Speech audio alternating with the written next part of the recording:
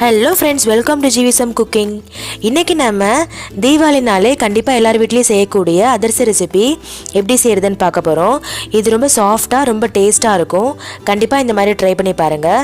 வாங்க நம்ம அதிரசம் செய்கிறதுக்கு என்னென்ன தேவைன்னு பார்க்கலாம். 2 கிலோ குண்டு பச்சரிசி மாவு எடுத்துக்கோங்க. அதாவது மாவு பச்சரிசின்னு சொல்லுவாங்க. நீங்கள் முறுக்குக்கெலாம் எந்த அரிசி யூஸ் பண்ணுறீங்களோ அதே அரிசி இதுக்கு யூஸ் பண்ணிக்கோங்க. இந்த மாதிரி இருக்கும். இந்த மாதிரி 2 கிலோ எடுத்துக்கோங்க. இல்லை உங்களுக்கு 1 கிலோ வேணும்னா அதோட மெஷர்மெண்ட்டு நான் சொல்கிறேன். 1 கிலோ அரிசிக்கு 5 ஏலக்காய் போல் எடுத்துக்கோங்க. சப்போஸ் நீங்கள் 2 கிலோ அரிசி அரைக்கணுன்னா அதுக்கு 7லேருந்து 8 ஏலக்காய் எடுத்துக்கோங்க, கரெக்டாக இருக்கும். இப்போ இந்த அரிசியை நல்லா கிளஞ்சிட்டு வீட்டு நிழல்லையே ஒரு அரை மணி நேரம் நல்லா காஞ்சா போதும். அரிசியில் இருக்க தண்ணியெல்லாம் துணி உறிஞ்சா போதும். அந்த அளவுக்கு உறிஞ்சிட்டு நம்ம மிஷினில் அரைச்சி எடுத்துக்க போகிறோம். இப்போது இந்த மாதிரி தண்ணியெல்லாம் இருத்துட்டாலே போதும். இந்த மாதிரி ஸ்ப்ரெட் பண்ணி நல்லா காய வச்சுக்கோங்க. இப்போ இது மிஷினில் கொடுத்துட்டு அதிரச மாவுக்கு அரைக்கணும்னு சொன்னாலே கரெக்டாக அரைச்சி கொடுத்துருவாங்க. கொஞ்சம் நொரன்னு அரைச்சி எடுத்து வந்துக்கோங்க. ரொம்ப மையாக இருக்கக்கூடாது, கொஞ்சம் குறக்குறன்னு இருந்தால் தான் அதிரசம் நல்லா டேஸ்ட்டாக இருக்கும், நல்லா வரும். இப்போ நம்ம பாகு ரெடி பண்ணிடலாம். 1 கிலோ அரிசிக்கு 1 கிலோ வெல்லம் கரெக்டாக இருக்கும். 1:1 ரேஷியோ. இன்றைக்கி நான் 2 கிலோ அரிசிக்கு 2 கிலோ வெல்லம் எடுத்துக்கிட்டேன். பெரிய கட்டி வெல்லமாக இருந்தால் நல்லா உடச்சிட்டு சின்ன சின்னதாக ஆக்கிக்கோங்க. இப்போ இதை 2 கிளாஸ் தண்ணி ஊற்றிட்டு நம்ம கரைச்சிக்கலாம். ஃபஸ்ட்டு அடுப்பில் வச்சுட்டு எடுத்து வச்சு வெல்லத்தை எல்லாத்தையும் சேர்த்துக்கோங்க. சேர்த்துட்டு இதை அடுப்பில் வச்சுட்டு நல்லா கரைச்சிக்கோங்க. இது நல்லா கரையட்டும். இது கரைஞ்ச பிறகு நல்லா ஃபில்டர் பண்ணிவிட்டு அதுக்கப்புறம் நம்ம பாகு ரெடி பண்ணிக்கலாம். அப்போ தான் இதில் இருக்க அழுக்கெல்லாம் போயிடும். இப்போ நல்லா கரைஞ்சிடுச்சு. இது ஒரு ஃபில்டர் யூஸ் பண்ணி நம்ம வடிகட்டிடலாம். இந்த மாதிரி ஒரு ஃபில்டர் யூஸ் பண்ணி வடிகட்டிக்கோங்க. இல்லைனா நீங்கள் ஒரு வெள்ளை துணி வச்சு கூட வடிகட்டிக்கலாம். இப்போது நம்ம பாகு ரெடி பண்ணிடலாம். இப்போ இதுக்கு ஒரு 15 மினிட்ஸ் ஆகும் பாகு நல்லா ரெடி ஆகிறதுக்கு. மீடியம் ஃப்ளேமில் வச்சுட்டு கொஞ்சம் பொறுமையாக கிண்டிகிட்டே இருங்க. இது நல்லா கொதிச்சு நல்லா முருவலாக வரும் பாகு. நான் எந்த பதத்தில் ஆஃப் பண்ணணும்னு காட்டுறேன். இப்போ நம்ம பாகு நல்லா கொதிச்சு நல்லா முருவலாக வந்துடுச்சு பாருங்கள். இந்த மாதிரி கம்பி பதத்துக்கு வந்துருச்சான்னு செக் பண்ணிக்கோங்க. சப்போஸ் அது தெரியலனா ஒரு தட்டில் கொஞ்சமாக தண்ணி ஊற்றிட்டு 2-3 ட்ராப் பாகு ஊற்றுங்க. ஊற்றிட்டா நல்லா கெட்டியாக இந்த மாதிரி வரும். இந்த மாதிரி வந்துடுச்சுன்னா பாகு ரெடி ஆகிடுச்சுன்னு அர்த்தம். அடுப்பு ஆஃப் பண்ணிவிடுங்க. அடுத்து நம்ம மாவு இதில் கொட்டி கிளறிடலாம். இப்போ நம்ம அரைச்சி வந்த அதிரச மாவை பாகில் கலந்துடலாம். கொஞ்சம் கொஞ்சமாக போட்டு கலந்துக்கோங்க. மொத்தமாக கொட்டி கலந்துடாதீங்க. அப்போ தான் எல்லா மாவுலேயும் பாகு நல்லா ஊறும், நல்லா கலரும். இந்த மாதிரி கொஞ்சம் கொஞ்சமாக கலந்துக்கோங்க.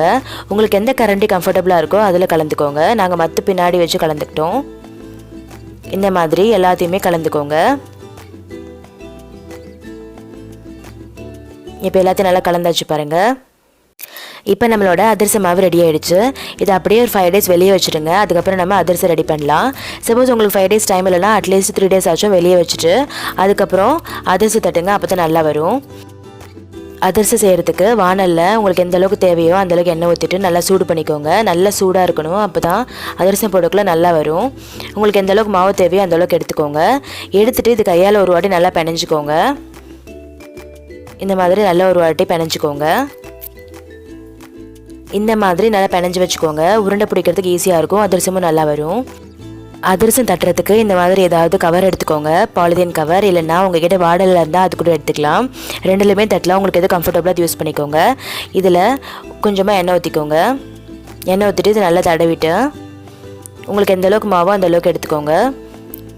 கொஞ்சமாக எடுத்துகிட்டு இது நல்லா உருண்டையாக தட்டிக்கோங்க. கொஞ்சமாக கையில் எண்ணெய் வச்சு தட்டுங்க. அப்போ தான் நல்லா ஒட்டாமல் வரும். இந்த மாதிரி நல்லா ரவுண்ட் ஷேப்பில் தட்டிக்கோங்க. தட்டிட்டு அப்படி கவர் எடுத்துகிட்டு உடனே எண்ணெயில் போடணும். இந்த மாதிரி வச்சுட்டு உடனே எடுத்து போட்டுருங்க. இது நல்லா உப்பி வரும். நல்லா உப்பி வந்த பிறகு நம்ம திருப்பி போட்டுறணும். இப்போ நல்லா உப்பி வந்துருச்சு பாருங்கள். இப்போ திருப்பி போட்டுருங்க. வேக வைக்கும் போது சிம்மில் வச்சு வேக வச்சுக்கோங்க. இந்த மாதிரி 2 பக்கமும் நல்லா கோல்டன் கலரில் வந்ததும் நம்ம எடுத்துடலாம். இப்போ இதை எடுத்துருங்க. இதை எடுத்த பிறகு இன்னொன்று செய்யணும். அதை நான் இன்னொரு அதிரசம் செஞ்சுட்டு காட்டுறேன். இந்த மாதிரி நல்லா தட்டிக்கோங்க. தட்டிட்டு எடுத்து போட்டுருங்க. இந்த மாதிரி நல்லா கோல்டன் கலர் ஆனதும் எடுத்துருங்க. எடுத்துகிட்டு இந்த மாதிரி ஏதாவது பாத்திரம் வச்சு நல்லா அழுத்திக்கோங்க. அப்போ தான் அதில் இருக்க எண்ணெயெல்லாம் நல்லா வந்துடும். நல்லா வருது பாருங்கள். எண்ணெயெல்லாம் நல்லா ஃப்ளாட் ஆகிடும். இந்த மாதிரி எடுத்து வச்சுருங்க. அவ்வளோதான், நம்மளோட அதிரசம் ரெடி ஆகிடுச்சு. இந்த மாதிரி எல்லாத்தையும் சுட்டு எடுத்துருங்க. இப்போ நமக்கு தேவையானதெல்லாம் சுட்டு எடுத்தாச்சு. எவ்வளோ சூப்பராக இருக்குது பாருங்கள் பார்க்குறதுக்கே. சாப்பிடக்குள்ளேயே ரொம்ப டேஸ்ட்டாக இருக்கும். இது சாஃப்டாக இருக்கும், ஹார்டாக இருக்காது. கண்டிப்பாக ட்ரை பண்ணி பார்த்து எப்படி இருந்துச்சுன்னு சொல்லுங்கள். கொஞ்சம் ஆறின பிறகு சாப்பிட்டு பாருங்கள், ரொம்ப சாஃப்டாக இருக்கும். கண்டிப்பாக இந்த மாதிரி ட்ரை பண்ணி பார்த்து எப்படி இருந்துச்சுன்னு கமெண்ட் பாக்ஸில் கமெண்ட் பண்ணுங்கள். இந்த வீடியோ பிடிச்சிருந்துச்சுன்னா ஜிவிஎஸ்எம் குக்கிங்க்கு சப்ஸ்கிரைப் பண்ணுங்கள், லைக் பண்ணுங்கள், ஷேர் பண்ணுங்கள். நம்ம இந்த மாதிரி ஒரு நல்ல ரெசிபியோட அடுத்த வீடியோவில் சந்திக்கலாம். தேங்க்ஸ் ஃபார் வாட்சிங். டாடா.